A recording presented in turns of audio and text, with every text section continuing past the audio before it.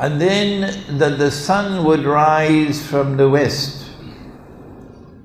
Now wait a minute. The sun rising from the west is one of the signs of the end of history, not of the end of the world. The end of the world comes when all of this material universe is going to be transformed. The word in the Quran is tabdeel, into that which is ghayrul ardi was samawat. Something different. If this one is physical in this sense of the word physical, or space, that one will be non-physical. If this is temporal in this sense of the word of time, that will be non-temporal. Something different from this. And that is the end of the world, when the mountains will be like pieces of wool, and the graves, the earth will pitch out of its bowels.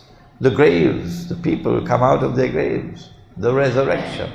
That is the end of the world. No one knows when that will take place. No one. How long after the end of history will it take place? Don't ask me, because I don't know. But the sun rising from the west is not a sign of the end of the world. The sun rising from the west is a sign of alamat as-sa'ah, of the end of history. And because I have given my opinion, I get so many emails, I don't have time to reply to them now. I said the Quran sits in judgment over the Hadith. Quran and Hadith do not have the same status. No, sir. And if a Hadith is in conflict with the Quran, then I am going to stay with the Quran. You could do what you want. You could even fly to Washington. When there is a conflict with the Quran and the Hadith, I choose to stay with the Quran. You can do what you want. This is my choice. And the Quran tells me that the sun rises in the east. And the Hadith is saying that the sun will rise from the west. What was I saying all the time? East? The Hadith tells us that one of the signs of the last days is that the sun will rise from the west, not the east, the west. The Quran tells us that the sun rises from the east. That's what the Quran says. And the Quran also says, لا تبديل لخلق الله. And my understanding, لا تبديل لخلق الله is simple Arabic.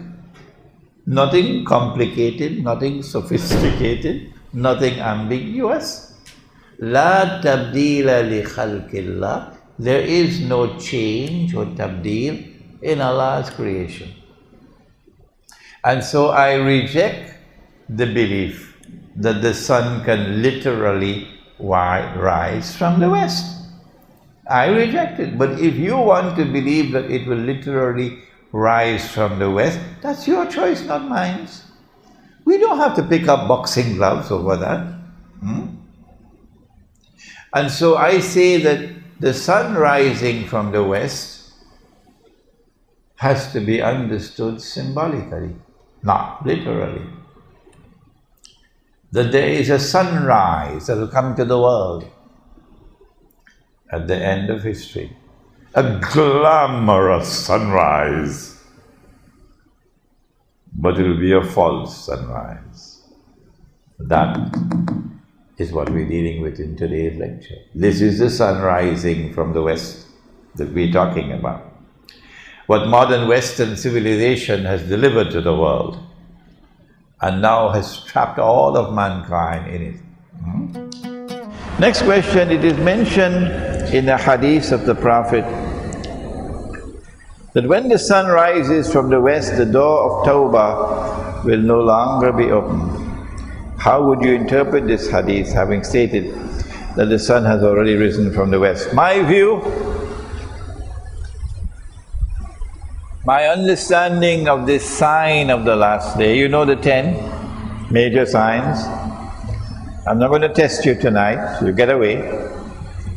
Number 1, Dajjal. Number 2, Gog and Magog. Number 3, the return of the son of Mary. Number 4, Dukhan, smoke. Number 5, Dabbatul Ard, the creature, the beast of the land. Number 6, that the sun would rise from the west.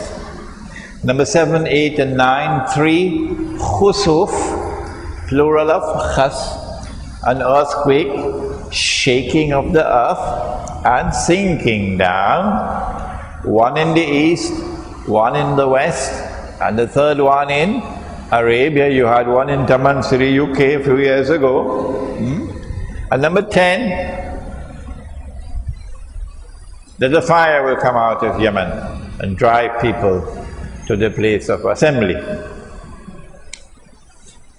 This one about the sun rising from the west. I am getting lots of emails, so many, from people who are presenting so much sophisticated argument concerning polar magnetism and providing evidence that one day the earth is going to stop spinning in the direction it is now spinning and is going to spin in the opposite direction. I am not stopping you from having that view. That's your choice. It is just that I differ with you. Am I not allowed to differ? Even if 999 out of every 1,000 hold the view that the sun is literally going to rise from the west one day, that's their view. Why can't I have my view? And I am not interested in all of this polar magnetism arguments. It's irrelevant to me. All things are possible with Allah. He is fa'alul lima yurid. But my primary source of guidance is the Qur'an. And so it is to the Qur'an you must turn if you want to convince me. The Qur'an informs me that the sun rises from the east. The Qur'an says so, that the sun rises from the east. It does in Malaysia, doesn't it? From the east. Yeah, okay. And the Qur'an further tells us, La tabdila li khalqillah, that there is no change in Allah's creation. So nature is uniform. And so a literal understanding of this hadith would be in conflict with the Qur'an. This is my opinion. I don't see why I should not be entitled to have my opinion. You can differ with me, I don't mind. What about Taubat? I said that the sun is already rising from the west. The hadith is speaking about a false sunrise. The true sunrise from the east is Allah's sunrise. And the false sunrise from the west is Dajjal's sunrise. So where do we see Dajjal's sunrise from the west? I say Dajjal's sunrise from the west is modern Western civilization. Modern Western civilization shines like a sunrise that there's never been in history. It is absolutely unique. There's never been anything in history comparable to modern Western civilization. And the only way I can explain modern Western civilization is by accepting that Dajjal is the architect, that it has risen from the west and it constitutes a false sunrise, and that this is the fulfillment of the prophecy of the 10 signs of the last day. That the door of Taubat should be closed, this is a more difficult one. My view, and I can be wrong, is that Allah's Messenger is not talking about Tawbah for all of mankind. In Akhirul Zaman, one people stand out, one people, and they are Banu Israel. And they have consistently said, they will not appear before Allah on Judgment Day singly for judgment. No. We know that we will go for judgment one by one, each person singly. But Banu Israel says, no, we are the chosen people of Allah.